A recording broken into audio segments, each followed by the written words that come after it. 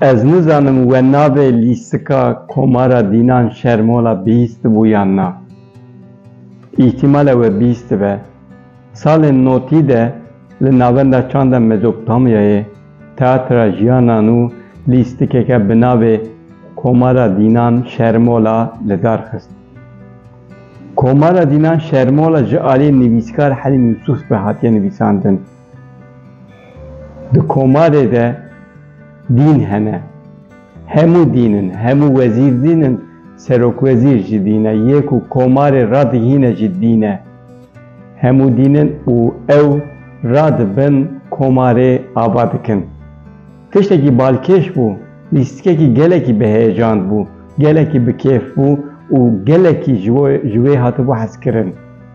Lîstik dema li navenda çanda Mezopotamyayê li Stenbolê hat lîstin, gelekî eleqe dît.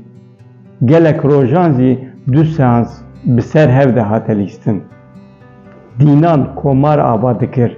İnsanan digot em nikarin komarek ava bikin lê dîn komarê ava dikin. Dema Helîm Yûsuf ev lîstik nivîsan çi hîs dikir em nizanin. Wî dizanî wê ew xas bandor li şanoya Kurdî bike yan na em nizanin. Wî texmîn dikir wê ew xas jê bê hezkirin yan na helbet em wê jî nizanin.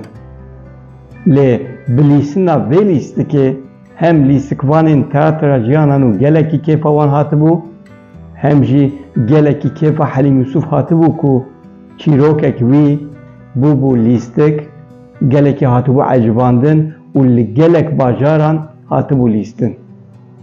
Emana çima qala vê dikin? Îro Hücdeyê Tîrmehê ye. Serokwezîrê vê lîstikê, kesên avakar ê vê lîstikê Newaf bi navê xwe din Hewaro rojek wekî îro 13 sal berê miriye. Newaf li Rojava li Amûdê karakterek bû, kesekî bû. Ne dîn bû, erê dîn dibêjin lê ew bi xwe ne dîn bû. Belkî jî baaqil bû, zêde aqil avêt bû. Ser karakterê Helîm Yûsuf ew bû, Helîm Yûsuf bi ser wî re ev komara dînan şermola nivîsandibû.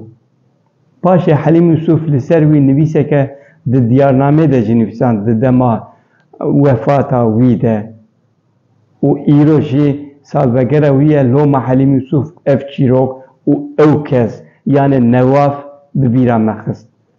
Lê wî nedixwast jê re bêjin Newaf, jê re bêjin, dixwast jê re bêjin Hewaro. Ew wisa hat nasîn, wisa çû û wisa xatirxwest. Kesekî gelekî hêja bû, wî komara dînan şermola ava kiribû. û paşê me jî komara dînan şermola wî temaşe kir, me pêjê kêf kir. û îro roja mirnawî ye, me jî got bila mêvanê me yê 3 deqeyê Newaf yani bi navê xwe din Hewaro be.